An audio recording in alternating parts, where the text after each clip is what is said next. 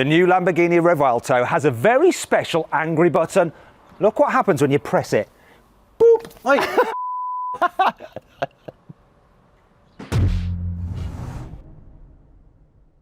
Let's start off this video by talking about the design of the new Revuelto. Got the owner here.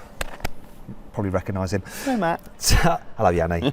So first off, we've got a load of stickers on the car. Why? Yiannimize Grand Tour, London to Marbella. Some crazy cars. We're gonna have some fun. So this is your version of the Gumball Rally, really, isn't it? Theoretically, yeah. Do you know what? I actually quite like it with the stickers on it. It's cool. Yeah, it reminds me of like the kind of radio-controlled cars I was into as a kid. Yeah. We'll get more into that in a moment. But first of all, let's talk about the design. So first time I saw the Revuelto, actually in person next to me was Tommy's that I drag raced. Yours looks better. Why do you think that is? Colour, maybe? Colour. So it works really well in white. So this is a pearl white, isn't it? Yeah, it's the Bull on white colour, so it's like a 3-stage pearl. And how much did that cost? I think it was 15 grand. Okay. Ow. Right, it should look better then. Whereas Tommy's is just a wrap, right, what he's done to his. Yeah, so his car's green Yeah. on the outside, but obviously he wrapped it in like the purple. Is that green standard that he's got? It was like a pre-spec car, so I spec'd mine specifically. Tommy got a very early car because it was like a pre-spec, so he's happy to get it. Okay, so you've got carbon and stuff here on the front, very big air vents which obviously feed into the radiators for the V12. So is all this carbon here standard? No, it's extras. You just add everything on top. So I think the car basic is like 450, and then I started adding and adding and adding. Do you want to know what it cost? It was about $500,000, right? 558. So you added over £100,000 in extras, of which these carbon bits are some of the extras, but you don't know the exact cost for this. You were just I don't know ticking the exact cost, but you got carbon, and obviously you got the drive assist and things like that. And Okay. this is my baby. I had a Gallardo in 2006, and that is why I ordered it in the white, so I uniformed it. So it's a throwback. Okay, carbon on here, that's not standard, that's extra as well. It does work though, doesn't it? The white really brings out the carbon Yeah. and the black elements. Let's move down the side. Obviously this part of the design harks back to the Cyan, doesn't it? Yep. Do you prefer the look of the front end of this compared to your Aventador? I think I had 5 Aventadors, Yeah. but this is special. One thing that I think really works on your car, the white wheels against the pearl white. You like that? Like, honestly, transformed it, because I know you were looking at black wheels, and black wheels just hide the wheels. Were they extra as well? They didn't do a white wheel. What? So I ordered the wheel in gloss black, and then I painted them white. Are they doing them now in white? No, They're not going to do them I bet they do them at factory, because honestly, and this comes back to the radio controlled car thing again, stickers on the tyres, white stickers. It's really weird that you like the white wheels, because a lot of people hate it. They're wrong. And they said when you see it in real life, it actually looks a lot better. You're wrong. Matt Watson said you're wrong. Okay, moving down the side, a bit like my GT3 RS, you've got like vents here for like airflow and stuff like Right, that. so I could have ordered that in carbon. Yeah. But I didn't want it to break the side up to have like the big black there, so I ordered it in white. So it saved me some money. But you had carbon here. This is not standard to be carbon, it would be body colour normally. I believe so, yeah. You don't know, do you? Just I don't know. I saw his specking video and someone's just telling him to tick boxes and he's just ticking boxes. Let's move down here. Massive vents here, obviously, because yes, it is a plug-in hybrid, but you've got a massive V12 engine and we'll get round to that in a moment. So once again, these bits here, this is all extra in carbon. I believe so. I don't think you really get much carbon on the outside. So a lot Really? of the carbon was spec'd. But the body panels are actually carbon, aren't Please they, don't do underneath? that. It's carbon, it's fine. Yeah, and obviously that's the petrol cap. That's not the hybrid plug-in. Right, yeah, we'll get to the hybrid plug-in in a moment. Let's go to the back, because this is interesting. So this is where your number plate design actually really works. In fact, the one on the front, it's been specifically designed for you by your friend, hasn't it? Yeah. And it just fits into the angles of the bodywork. Really mean, nice, huge exhaust, completely real. 2 exhaust pipes on each side here. Real diffuser, actually doing a job, because do you know the top speed of this car? No. This is the top speed. So over 200 miles an hour, right? So you've got the spoiler extended. It looks better with it extended than flush, I think. Can you just drive around with it extended? It drops down eventually when you hit a certain speed. So obviously it goes up and down based on your speed, but I can put it up when I'm parked and if I'm poodling around, but the minute you hit a certain speed, it would just... So generally then, when you're parking, do you make sure your spoiler's up? No, not really. I've done it today because you're here. Okay. One thing that really concerned me about this car when I first saw it, like the exposed engine. Now I love the idea of it, Yeah. and it's great to be able to see like the rocker covers, powder coated, and the V12 badging, but rain. Who leaves their bonnet open? I mean, no one leaves their bonnet open, do they? Why? I did ask Lamborghini about it and they were like, don't worry, it's not a problem. Whether you jet wash it, whether it rains, it is fully sealed, nothing is leaking into the engine. But still, do you know what I mean? I'm still weirded out by it. Rather than having like the glass panel Yeah. over it. I think but it's No, more it's better. exposed, Yeah, it's nicer. It is nicer, but I don't know. Like, what's getting in all around those, like, Doesn't matter, exhaust it's covers? sealed. It's sealed. They're going to rust. And all these bits, like all these electrical connections here, that's all going to get water in I've got there. a 5-year warranty. Don't worry about it. I'm good. Should we check out the inside? It feels very much like the Aventador, but they've definitely moved the game on, so slightly more modern. Obviously, you had screens, a digital driver's display before in the Aventador, but it was much lower def. This is sharper. Yep. And being the hybrid, you've got loads of different screens depending on your driver modes and stuff. Got to say, once again, good choice on the spec. Like the interior? Yeah, it works really well, doesn't it, with the outside. I like a light interior, always do. Yep. Problem with the light interior is if you have a light dash, it just reflects like crazy. So like having black up there and like the black elements just all ties in nicely. You know, it feels like an expensive car. I mean, it is expensive though, right? It should do, shouldn't it? Yeah. So here on the inside, is this carbon? Is this standard or was that extra as well? I think the matte carbon is standard. So where I put carbon here, I know you could have had the cluster in carbon and the paddles, which I didn't do because it was just ridiculously overpriced. And I quite like the feel of the metal paddle. Yeah, they're nice. Yeah, so why would you? You got a little screen there. Yes, for the passenger display. That must be extra, right? I don't know, actually. Dude. I spec'd this car a year ago. But still, you should know what you've spent extra on, surely. I just spec what I need to spec what I wanted, and I'm just like, okay, I'll pay for the car and I'll have it. Well, we're very different, yes. Okay, right, so Alcantara roof lining is lovely, and this stitching once again ties in with the black and white two-tone going That's on an the seats. extra. So you know that's an extra. That's an extra. So maybe these other bits aren't extra because otherwise you would know. But that works really well. Apparently, Mark McCann's got one of these, hasn't he? But he forgot to do that bit, and he's regretting it. So Mark. Poor Mark. Sorry, Mark. How are you finding living with it? I love it. Yeah. However, I'm 6'1", just over. Well, you just move your seat, right? Yeah, you can't move the seat. You can't Why move does the seats don't No, work? stop doing that. I've taken a fuse out of both my front seats because Lambo have got an issue at the moment that every time you get in and out of the car, the seat moves and it doesn't go back to the original position. You can tilt the seat back here, but when you do the base, as you're bringing it back, if you bring the base back too far, it pushes the back seat forward. So you end up like that. Yeah, and it used to just drive me mad. Good for your back. Yeah, exactly. It's driving me mad. So I was just like, you know what? I'm going to put them to the maximum and then take the fuses out. Wait a minute. This is the maximum. Yeah. This is like how I would have it. I know. And I've got really short legs. I know.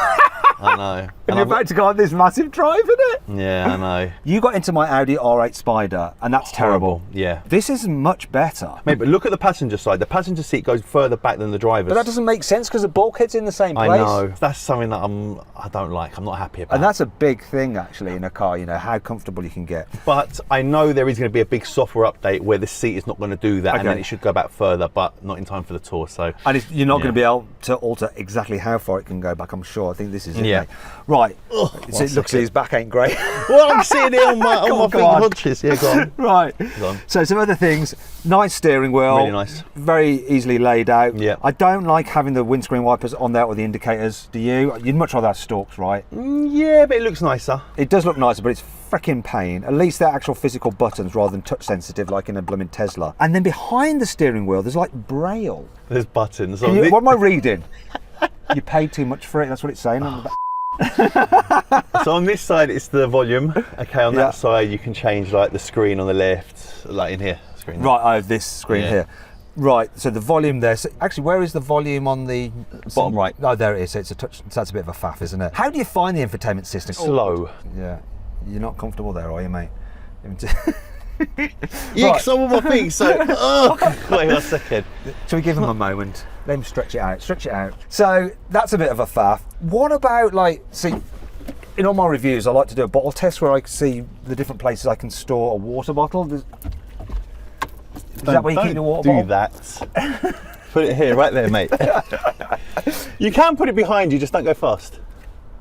What? And how many horsepower you got? Just about 1,000 and something. Okay, right. That's not going to work. Where's the cup holders? No cup holders. Let me get £558,000. It doesn't have cup holders. Right, so no cup holders. Okay, so I think you can order cup holders, but I'm sure I didn't respect that because I didn't want it. Right, so it's the Yiannimize Grand Tour, and you would have seen in Matt's video the review of my car, and we were looking and we were like, oh my god, it hasn't got any cup holders or anything like that. Me and Matt messed up. Check this out.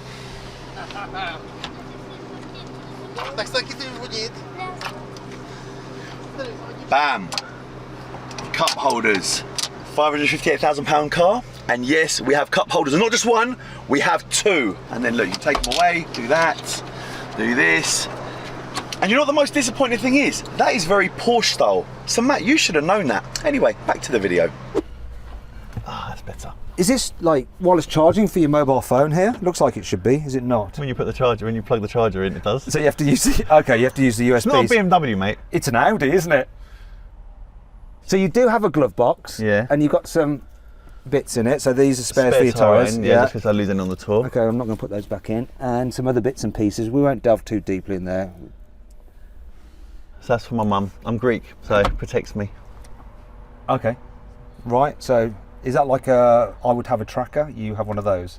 You're such an idiot. I've got a tracker. Okay. Because you're English, you don't know, you've got no idea about culture. No, we're not. What do you mean, superstitions?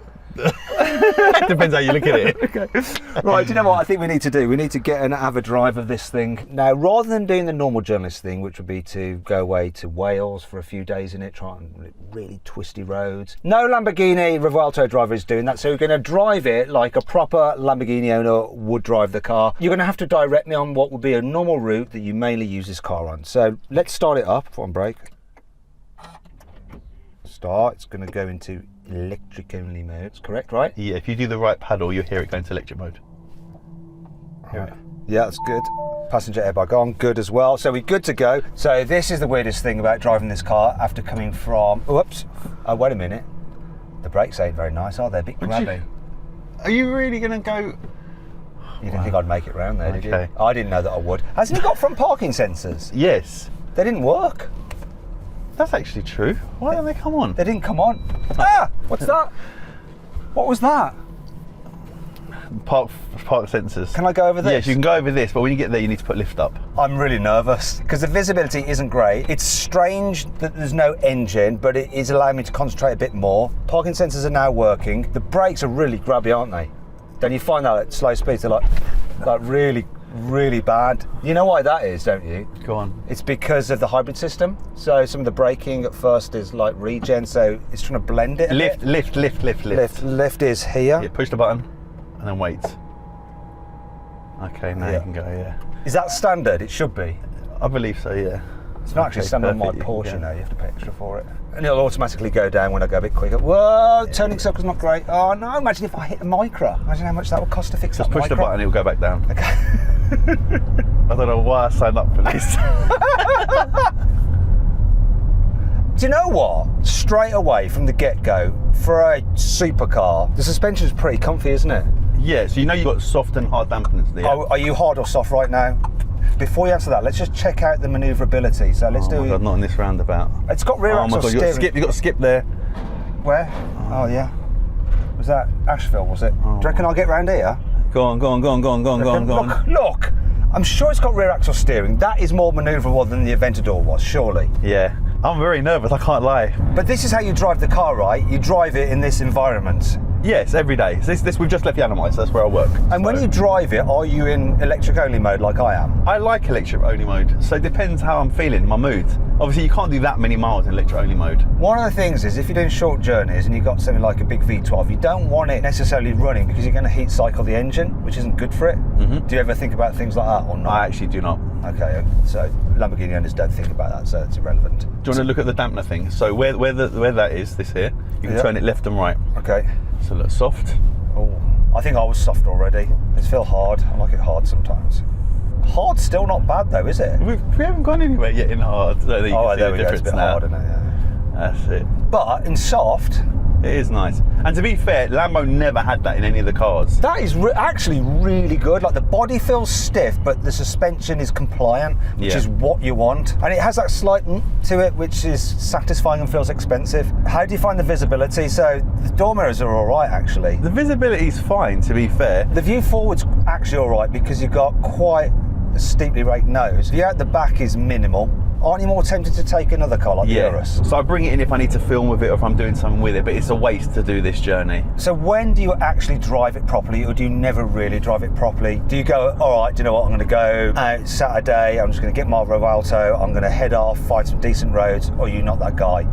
I'm not really that guy. I'll do a tour. So obviously we've got the tour, so that's, you're going to hit some great roads driving through Monaco, Barcelona, Madrid, Marbella, etc. I take this car a lot to Hatfield, which is where Lamborghini is. So and it's quite near my house. So I'm happy to do that. Yeah, on the A1, lovely. I totally get it, right, because I've got a car that is designed really for a track, and everyone's saying, mate, you've got to track your car, otherwise it's pointless. But I still get thrills from my GT3 RS just driving it at moderate speeds, like the feel of the paddle shifters, and the sensations you get through the steering wheel, the noise of the engine. Now, I haven't even experienced the engine in this, so let's get it on.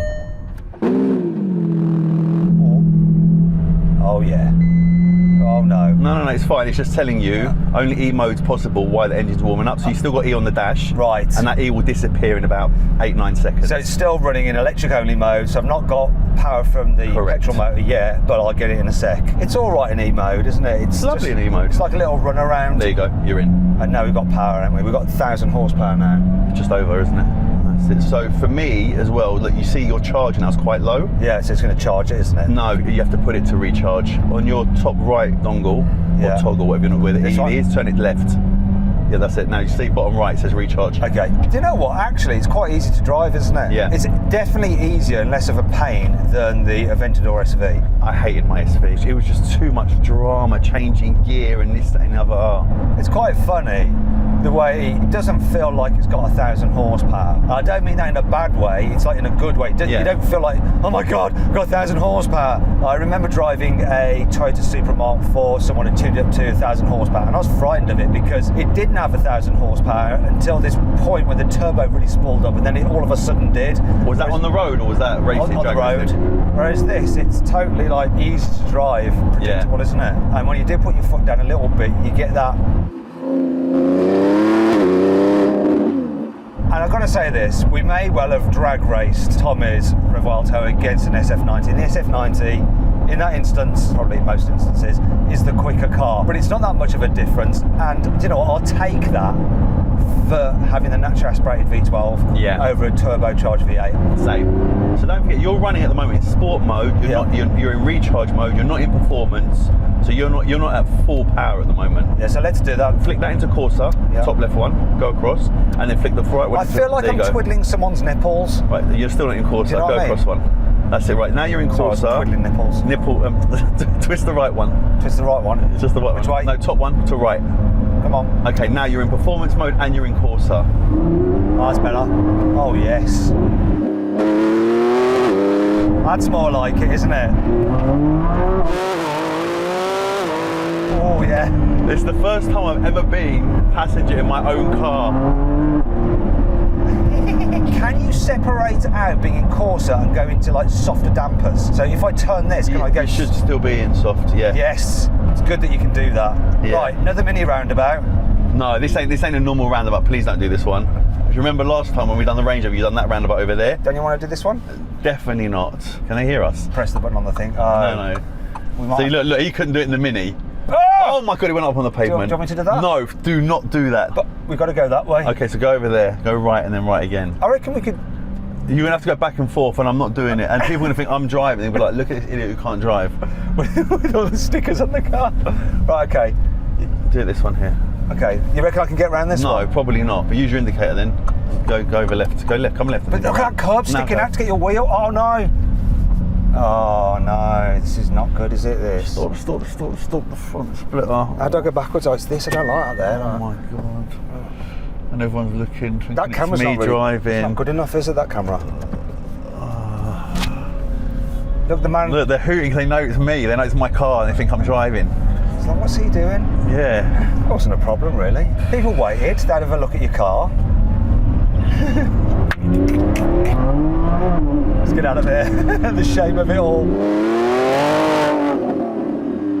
So I thought we'd switch over and I'd let Yanni drive because I just want to experience it from the passenger seat. We're going to go fill it up with fuel because we want to launch it, but he won't let us launch it because it's not got enough fuel in it. And we're going to play a little game. How much does it cost to fill up the Revuelto? I'm guessing £115. So obviously I'm here, I'm driving, so you can get out. Do you know how to open a petrol tank?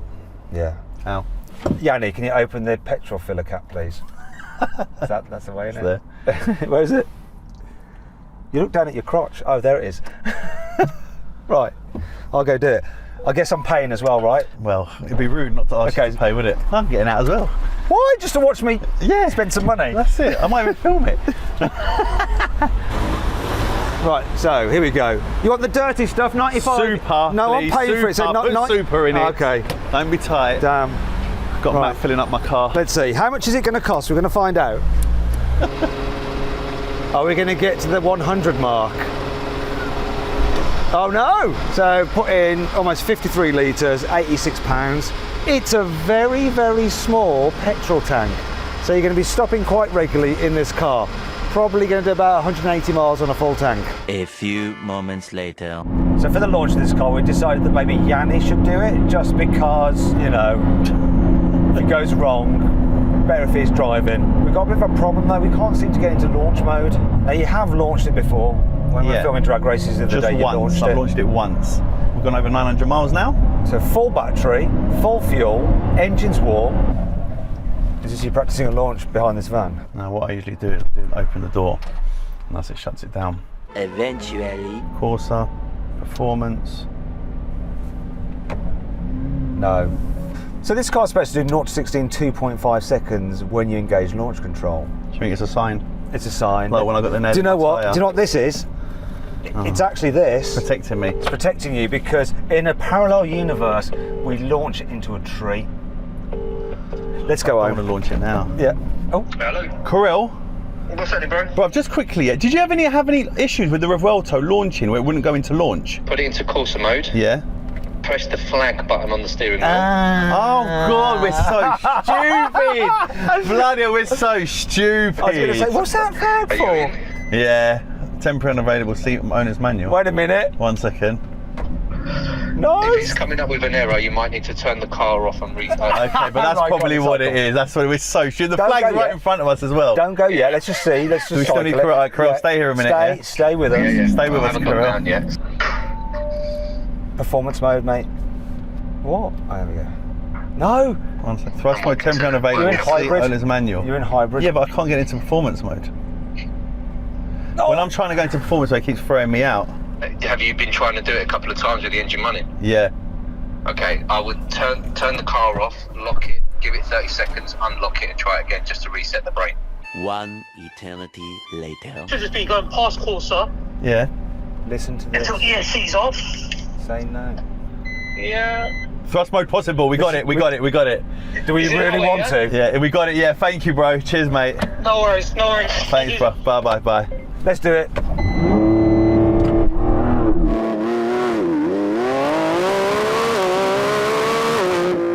.47. Really? Well done. Well done. It was and it had a bit of a blip as well. Yeah, it was slightly downhill, but not terrible because it evened out and we started to go up. I said to you, Okay. those little extra hundredths of a second, mate, going to make a difference against the SF90. Oh, it's not clear cut, is it? If you want to see what actually happens when we race this against Tommy's SF90, if he hasn't sold it, make sure you subscribe to this channel, okay? Hit the bell icon to turn your notifications on because it's coming soon. Can we throw a little Yiannimize on there as well, please? Yeah, if you want to subscribe to Yiannimize, you can do that in your own time. you can click here. You can click here. If you click there, you can go subscribe to Yiannimize as well. Cheers.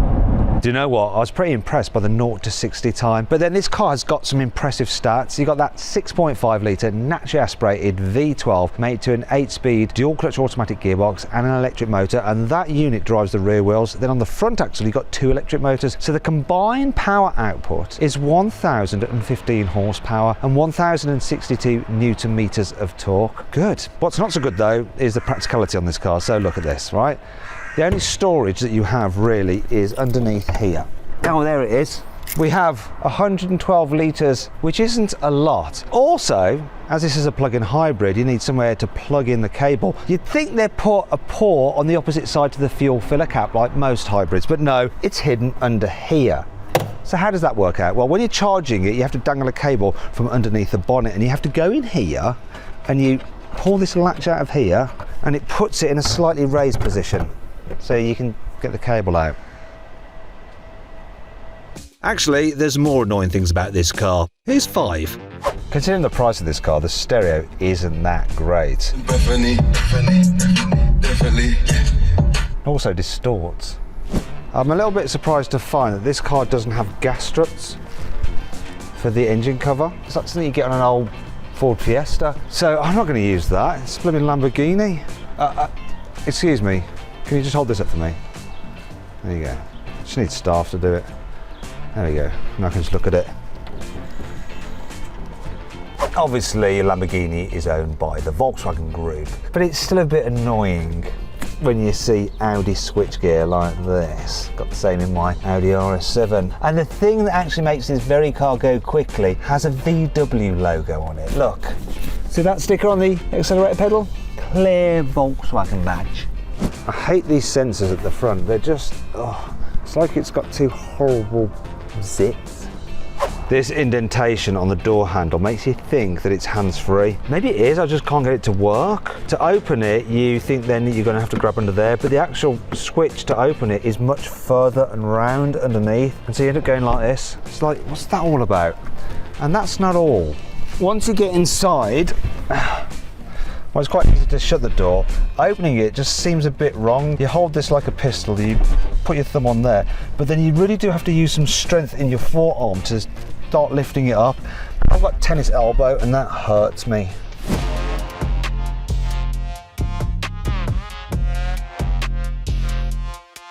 So then what's my final verdict on the Lamborghini Revuelto? Should you avoid it? Should you consider it? Should you shortlist it? Or should you just go right ahead and buy it? Well, I reckon you should avoid the Revuelto. It's rubbish. Look at his face. I reckon he should avoid leaning on my car like that. How about that? Oopsie. No, seriously, I'm only joking. Actually, using the car for how people with Lamborghinis drive it, it actually sort of works for this kind of thing. Much better than the Aventador. And seeing as they're still quite rare, you could live with one every day and you're not going to lose money on one. Might even make a bit of profit in the short term. I reckon if you get the opportunity, go right ahead and buy the Revuelto. You made the right choice, sir. Well done. Matt approves. It's also very comfy to sit on. Your car. Anyway, I hope you enjoyed the video. If you did, give it a like. If you want to watch some other videos, click on the windows. Click on the CarWow logo for a special surprise. And don't forget to subscribe to this channel. Thanks for watching.